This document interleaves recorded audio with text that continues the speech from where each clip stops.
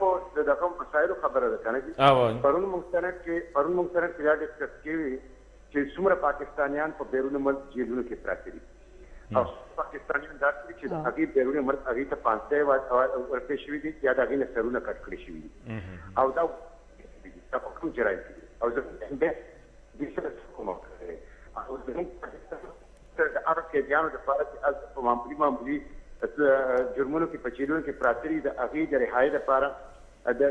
فنډ مختص کړی دی یا هلته که فرض هغه په قتل په کیس کې د هغه د دیت ادا کولو لپاره دلته فنډ دا ټول ایشوز د دې د خلکو خپل ایشوز دي د اوورسیز پاکستانیانو خپل مسایل نو هغه خپل مسایل اوس موږ حل کوو هغه به بیا هم حل کوو مسایل دواړه مطلب دا دې په وجه خو چې هغې د پاکستان په پالیټکس کې انوالو لري د هغې ایشوز ته څوک حیثیت نه ورکوي دا ایشوز ته څوک اهمیت نه ورکوي حالانکه دا ایشو ډېر به مشکل کې نه چې کوم د اماراتو زموږ مسافر دي زموږ د سعودي عرب مسافر دي ایون زموږ په ملایشیا مسافر دي او زیات هغې ډېر لوی تکلیف کې دي خو چونکې لیډر څوک وکړي د هغې په وجه د هغې ایشوز هغسې نه اډرس کېږي او هغسې نه ریفلیکټ کېږي د پاکستان په پارلیمنټ کې څنګه چې د یو پاکستاني چې دلته پاکستان کې موجود دی د هغه ایشوز ریفلیکټ کېږي او د هغه مسایلو باندې خبره کېدی شي زما په خیال دې سره به چې کوم اوورسیز پاکستانیان د هغې ډېر لوی شدید مشکلات دي ډېر لوی تکالیفونه تېرېږي هغې کال ته چیرته لاړ شي د مقابلې دپاره څوک نه وي که جرمانه شي د پیسو ورکولو لپاره څوک نه وي د دې ځینې خلک دوکه کوي په هغې باندې سمګلینګ کوي هلته غریبانان نه سر والي کېږي هېڅ قسمه دا د هغې لپاره څوک اواز نه اوچتوي زه خبره کنکلوډ کوم زه خبره کنکلوډ کوم دې کې جي داسې کار دی چې کینډیډیټ به نه دي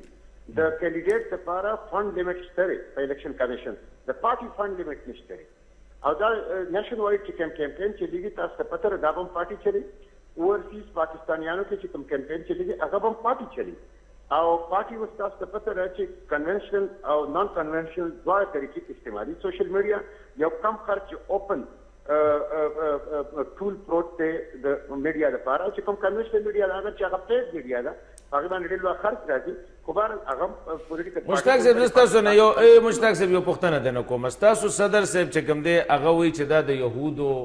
سازش دی که نه جي ایم ایم اے کې خو تاسو یې د ایم ایم اے پرزیډنټ چې کوم دی مولانا فضل الرحمان صاحب دی تاسو څه ګڼئ اتفاق مو دی ورسره که اختلاف مو دی ورسره ګوره جي زمونږ اختلاف سره اتفاق دی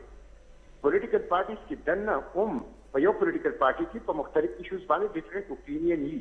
متحده مجلس عمل الاینس اف پولیټیکل پارټیز دی دا یو مطلب دا بالکل جسټیفای کېدی شي دا چې په دې کې به اختلاف وي خو هغه اختلاف مطلب دا نه دی اکثریت باندې اتفاق دی ځکه پارټي چلیږي ځکه الاینس چلیږي او داسې ایشوز به هلو جی داسې ایشوز به چې په هغې باندې به اختلاف وي ګوره مکمل اتفاق خو صرف په قبرستان کې چې هلته څه څه ووایي نو هغې کې د سره څوک اختلاف نشي کولی د ژوندو په دنیا کې بیا په پولیټیکل پارټیز کې بیا په یو داسې الاینس کې چې هغه مطلب دا یو پولیټیکل ګوره مشتاق صاحب تاسو خبره په ګل بدله خو دومره شاد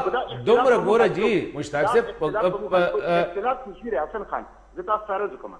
اختلاف جزوي دی جزوي دا دی چې دې موډلټي داسې جوړه شي چې په هغې کې فري فیر او ټرانسپیرنټ الیکشن شي زما په خیال دا کورنټي ایشو نه ده که په دې باندې پولیټیکل سپیکټرم کینی په دې باندې کلیکټیو وزډم استعمال مشتاق صاحب مسله دا تاسو ته زه راځم خو مشتاق صاحب غټه ایشو دا چې زمونږ مذهبي نظام ته رسیدی شو وایم